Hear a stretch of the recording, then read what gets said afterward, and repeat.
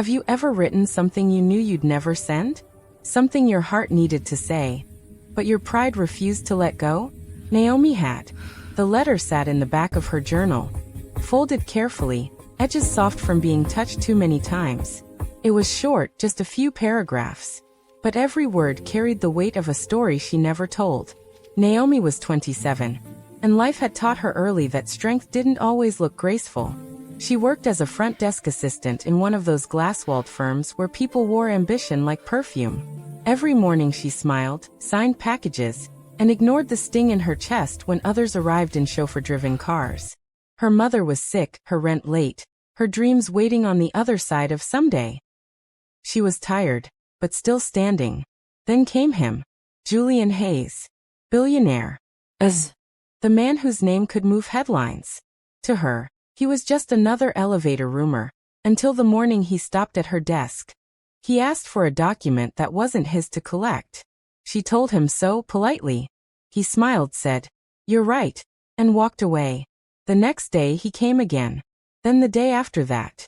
Always the same question. Always that same faint smile. Finally, she said, "You already know where it is." He nodded. "I just wanted to see if you'd call me out again." It was the first time she laughed at work in weeks. Julian wasn't like other men she'd met, the ones who saw her skin first and her worth later. He looked at her like he was listening to a song only he could hear. He noticed the little things. How she rubbed her wrist when anxious, how she skipped lunch but bought coffee for others. One evening, when the rain delayed her bus, he stopped his car and offered a ride. She hesitated. "I don't usually do this," she said. "Neither do I," he replied. The silence between them felt strange, comfortable, but heavy. When he dropped her off, he didn't ask for her number. Just said, "Get some rest." She couldn't. Because for the first time in years, someone's voice followed her home. It became a rhythm. Coffee breaks that lasted too long, meetings that somehow needed her presence, a shared quiet that didn't demand explanation. But the city watched. Whispers traveled. And in a world that measured worth by last names, hers didn't weigh enough. Then came the photo. Julian at a gala. Black tux. Gold tie. A woman beside him. The kind of beauty that comes with inheritance. The headline read, "Julian Hayes engaged to venture capitalist's daughter." Naomi didn't finish the article. She just packed her things and left. No confrontation. No goodbye. Just silence. The kind that bruises more than words ever could. That night, she wrote the letter. "You said I made you see the world differently. I hope you keep seeing it that way, even without me in it.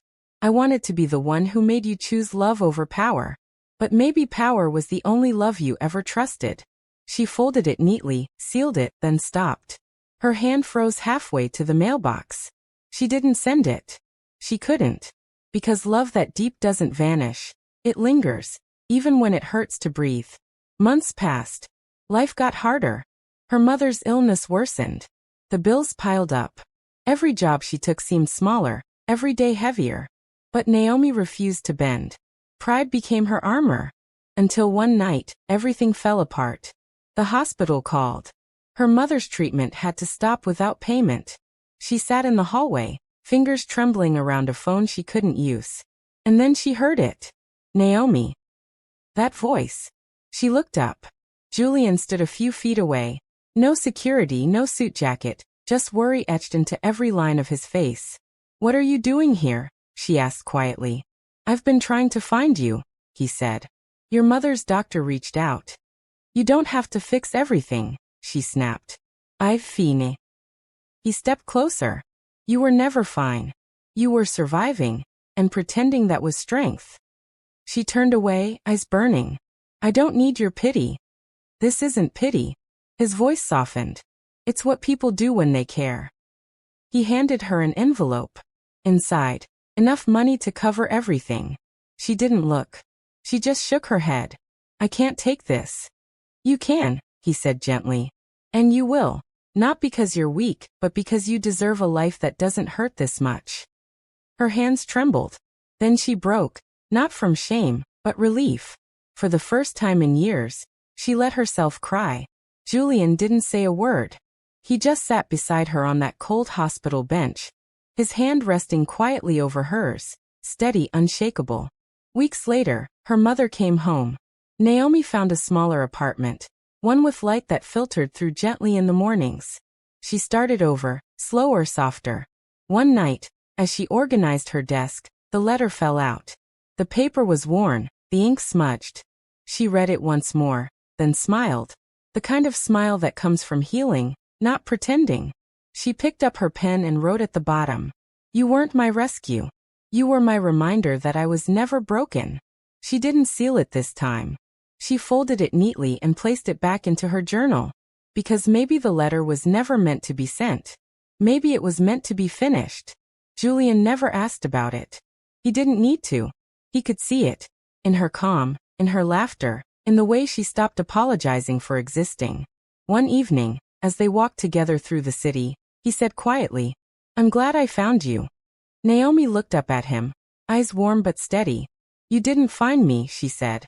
"You waited long enough for me to find myself." He smiled, small, proud, certain. And for the first time, she didn't flinch from hope. She never sent the letter. But it reached where it was meant to.